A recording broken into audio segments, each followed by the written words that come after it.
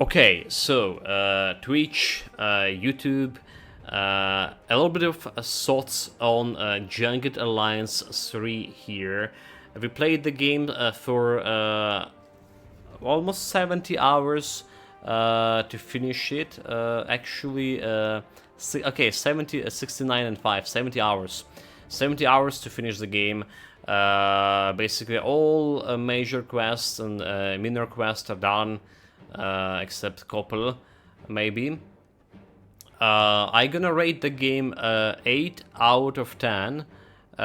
Maybe a little bit 8.2 out of 10, something like that. Can give you like whole 10 points. For a lot of reasons, and I'm gonna name those reasons a little bit later, right? But first and foremost, I haven't played Jagged Alliance 3, so my perspective on a game is just a perspective of a player who played quite a bit of other tactical games, XCOM including. Recently we played the Miasma Chronicles 2, and a bunch of other tactical games. So far, in terms of like overall strategic layer, RPG elements, tactical layer, dialogues and side quests, right? Those games I'm gonna compare it to only one other game I know about is Divinity Original Sin. When Divinity Original Sin actually bet in every aspect I just named it, but Divinity Original Sin, it was especially second game. It was 9.8 out of 10, almost 10 out of 10 game. This is, like I say, 2.8 out of 10 from my perspective. And yeah, Divinity done everything way better. But Divinity, it's a fantasy setting. Was more settings that more close to the real world. And I remember when hearing about the developers will not give you any, will not show you any hit chance for your hits on your mercenaries, right? And people were going aggro on it, me and Claudine, because I got like this was a quality of life we had in XCOM games for long. When you check an enemy, you see like the percentage chance to hit them in, and that's like the quality of life feature. However, after playing the game for a while, for 70 hours here, I absolutely agree with developers' choices about not showing percentage chance, hit chance. This is one of those like small details, and there's many of those small details that add into overall emergency feeling of the game, right? You know, like what the correct word, right? So you can leave the game with this, and there's a bunch of other stuff I like about the game. So first of all, everything was voiced. The voice acting here is on the high level. Everything was voiced. Every single location in the game was unique and very good looking. Is giving you this impression of the Africa country, you know, like the country you were in, adding to the immersion feeling as well. I like it.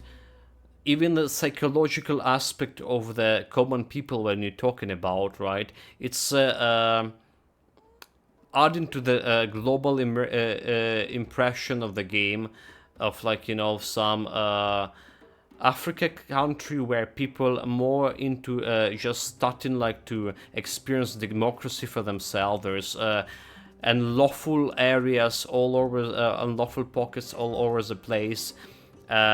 People overall misunderstanding the word of democracy. There's still a lot of people that are into, you know, strong leader dictatorship, and we heard and we saw it all over the places. We saw communicated with those like NPCs. So that's overall creating a good impression, a good experience, and I absolutely positively allowed it. Another positive stuff about the game, think about the game, is replayability, right? Not only it's open world, so we can do like side quests, main quests, and whatever order you want.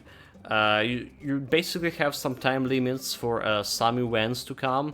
You have like some optimal way to do some side quests, like there is a long storylines also involved there, but disregarding that, you still can do it in what order you want, and you have a bunch of different mercenaries with unique abilities which you can use for different playstyles and different you know, outcome, like different tactics using the unique abilities.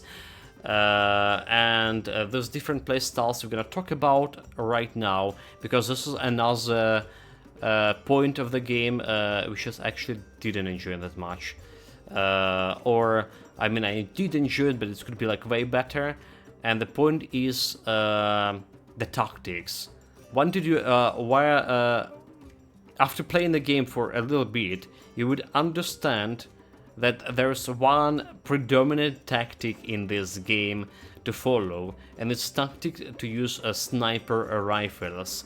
We have a squad with 4 sniper rifle dudes, and we just like erasing everything. The game after the initial stage became so easy, which is like I didn't need to do any prep combat, you know, any repositioning stage before engaging, any ambushing. I just go, have my superior range advantage, my headshots, and I was just erasing everyone. And in tactical sense, the game became like very easy to play. The Divinity Original Sin also had the problem with that. When you figure a tactic, the game became surprisingly easy. And mind you, we've played this game and Divinity as well, playing on the hardest difficulty, Iron mode. So the choices matter, the tactical mistakes matter, because we did lost one squad member to tactical mistake. Yeah, I couldn't reload Iron mode and shit. But overall, the fight, the tactical fight was very easy if you follow this sniper rifle route. Obviously, you can use your, you can make the game harder for you using a different other tactics. There's assault rifle, a lot of them. Assault rifle actually also a very powerful weapon late game. When you have a good dexterity, right? So you can headshot, and when you have a good agility for action points, and marksmanship, obviously. There's a melee fighting.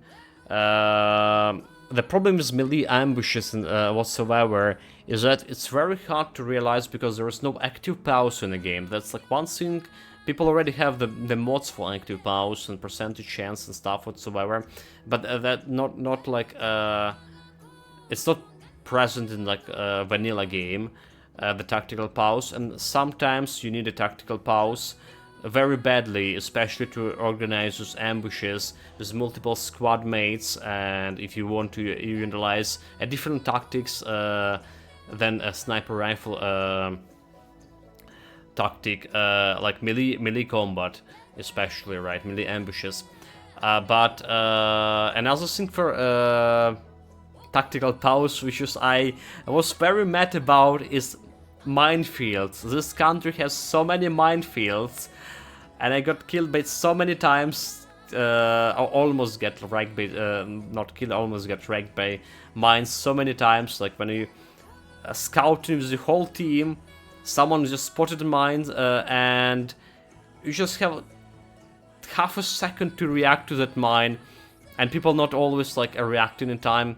I'm not reacting in time most of the time, and just like bam, everyone blow up. Even like moving my barony, which is I was using for scouting and demining alone, sometimes it's just broken randomly mine because I was moving too fast from point to point and couldn't like react fast enough. He did like stop if I saw a mine. Will not stay deliberately on it, but if I move in with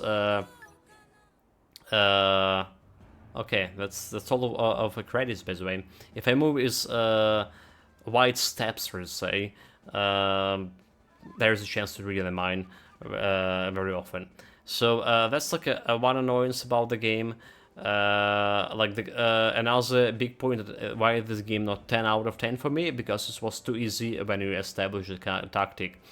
We talked about this on stream, how they can lower percentage or make the sniper rifle some kind of unique weapon that drop have like only couple of copies of them on the whole map. That's like gonna make people to use different tactics and analyze map more thoroughly to in order to make some advantage of the other tactical situation.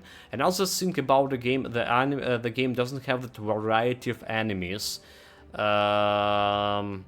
which is like, I mean, we're playing in a kind of real life game, but there's only what, like, guys with the knives, guys like more or less melee guys, knives and shotguns. There is a couple of snipers, but snipers AI is so bad in this game. The moment you are right in front of the sniper, instead of like just shooting you directly, he will launch in his attacks that gonna shoot you next turn, which is you can dodge or kill him before he actually are able to shoot you.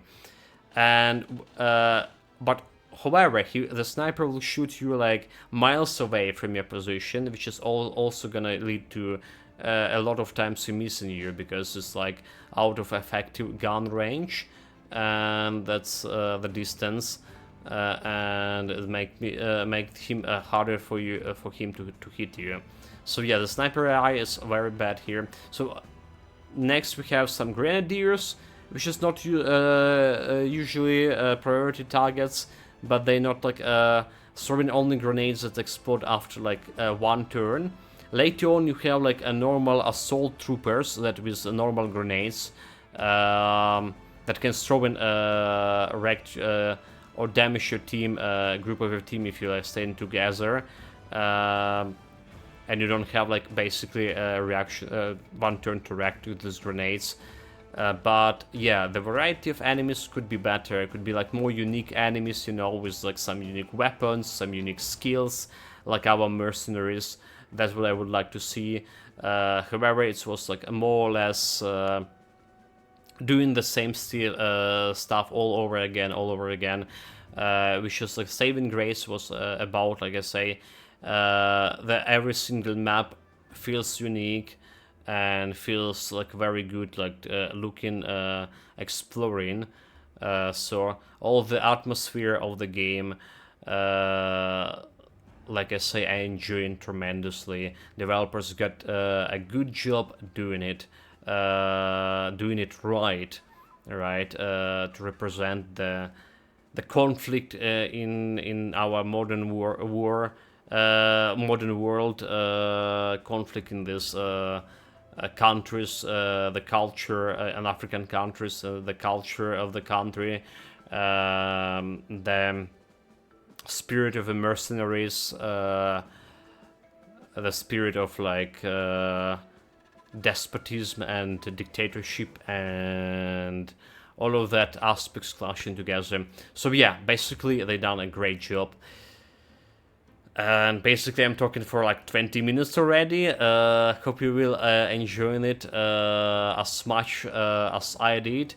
And again, like replayability, we're definitely gonna play the game one more time, maybe even more. Because I really like aiming for solo melee run on hard difficulty. That's gonna open a door for a different tactics as well, or different like kind of a playstyle. And that's more or less all I wanted to say about the game. Yeah, very decent. I recommend to play, especially if you're into tactical genre. Um, Thank you very much for joining me here for this, and we're gonna put it on the YouTube. This thoughts.